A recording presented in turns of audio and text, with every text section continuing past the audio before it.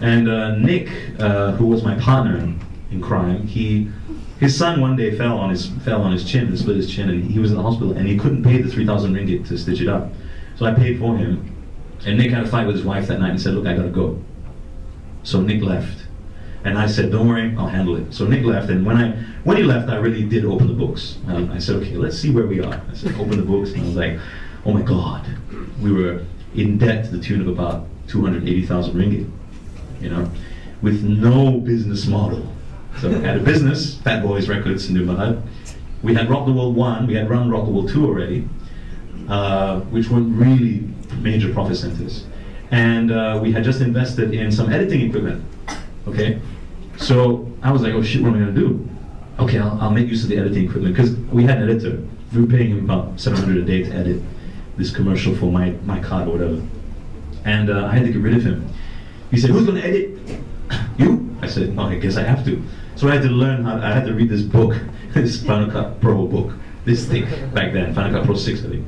So I learned the whole thing, and you'd find me there in Fat Boys, editing away on commercials, with some datin coming in saying, can you make the mic turn around and flip in the back? Yes, datin, it will take approximately 2.5 hours to render. It's okay, I come back next Tuesday, okay? We make sure you flip and turn around, okay? And this happened for a long time, you know, datin was always coming in, and I was editing away, you know, and the YCM commercial with the Chinese guy there, my boss say, can the balloons come in zooms in and zoom out? Yes, no problem. I'll take me away, you know? So, humiliation was really the name of the game at that time. I really, that was a baptism of fire, and I was hanging out with Aqua backstage, and suddenly I'm here with Datin. I want to go to the toilet, you know, I mean, it was a very different kind of place to be. So I learned very early on that, you know, pride in business, pride doesn't belong in business. You gotta make it or you gotta break it, right? So I really tried very hard to get ourselves back into the black. And it was pretty tough, you know, it was very hard. But the editing suite was one thing. So the editing was making us a bit of money. Us, I say me and my secretary, my assistant, that was it. And then what I also found is I still got gigs. I would be invited to gigs like play for Nike. But in typical Malaysian fashion, I would arrive at the gig and there will be no drum set. Yeah? Because it's Malaysia, right? And I'll be like, there's no drum set here. And I'm like, hey, I got my whole band. I'm like, you know, they're like, oh, can you play -1? Or miming? I said, no, we're a rock band. We don't do -1. You know, they're like, oh, how to do it? I don't think so. I said, well, then we can't play. Oh, wait, can you help us? You can call someone? I said, okay, I'll call someone. So I would call people. I would call suppliers. And I do this for like 10 gigs in a row because I'd be fixing things. I'd get to a gig, there'd be nothing there. The drum set would arrive, and I would get, you know, the equipment would come, nobody would set it up. So I'd be on the ground setting it up, you know, getting the wires, like I did just now, you know, hooking things up, you know. And sometimes I get these junior bands coming up to me saying, hey, look, can you hurry up, man? We gotta go soon. Okay. What did I do wrong? Thank you, okay, thanks, you know.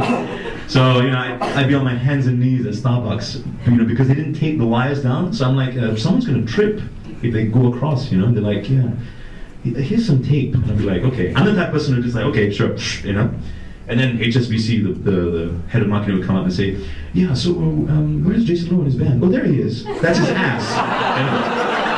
And I'd be like, oh, nice to meet you, hi. He's like, oh, what are you doing here? I'm like, oh, I'm just taping the stuff down so it's safe. He's like, oh, okay. Weirdo, you know.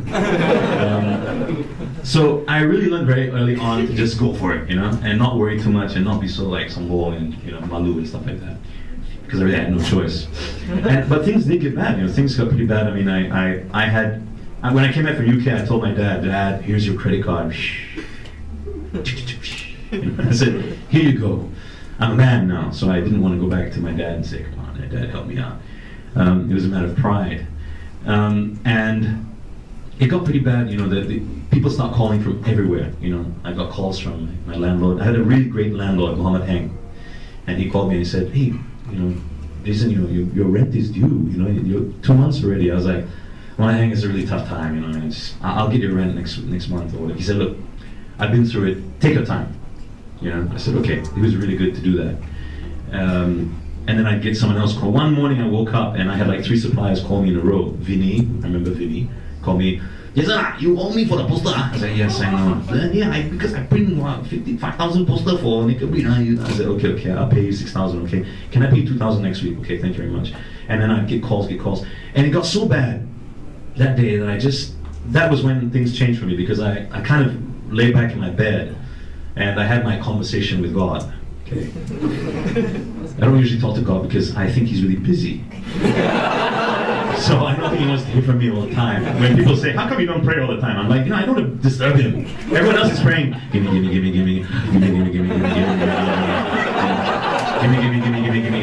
want, make me rich, you know? So I don't like to disturb Him. I only talk to Him when I really need to talk to Him. So I lay back in bed and I was like looking at the ceiling.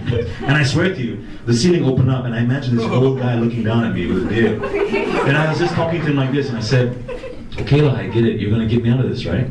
I said, you've got to get me out of this. Because I can't end like this. I'm low. And I think God went, okay, fine. And after that, I remember I met Alex Wong. He was a CEO of a company called Pan Global, and I was producing his album for him at the time.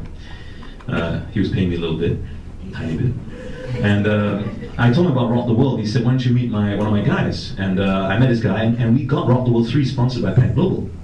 And during that process, so we had something on. Okay, it wasn't going to make a lot of money. In fact, I think Rock the World 3 made about maybe 20,000 ringgit, but it was something. And in the process, I went to Hits and tried to promote Rock the World. During my promotions, I met Jake, and Jake said, "J-Lo, I gotta speak to you. Come sit down." Flying cab left. I was like, okay, yeah. Do you want to come in the morning crew?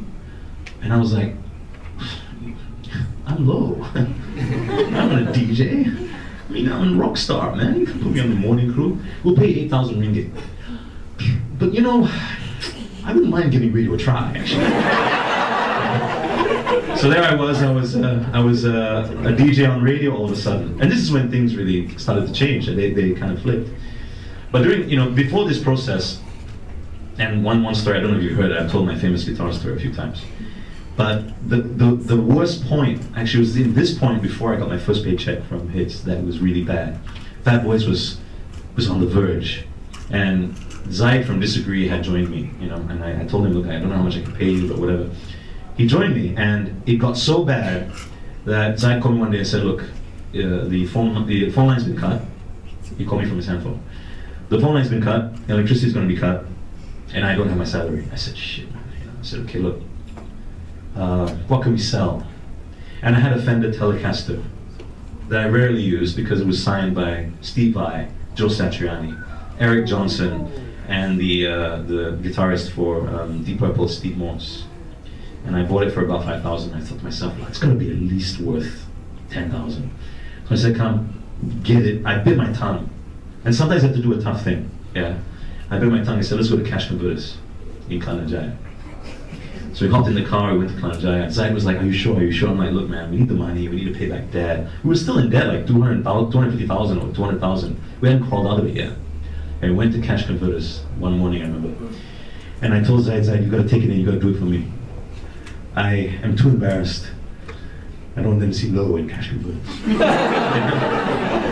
So Zaid walked in, and I had too much pride to call my dad or to call my friends and say, oh, you're going to help me out. So Zaid went in and he came back, and he came back with the guitar. And I said, what's wrong? He said, dude, let's get out of here. I said, why? He said, just go. I said, no, tell me what happened. He's like, the offer is 900 ringgit. And I was like, wow. After some colorful language about Cash Converters. There, you should have seen the car, it was rocking back and forth. I was like, after all that, I was like, just do it. I said, just go and do it. 900 bucks, go and do it. So he walked in and he came up, and when he walked in, I cried. I cried in that car, man. I was like, fuck, shit, And because I had gone to Steve Vai myself and said, please sign my guitar, and I had all these images, and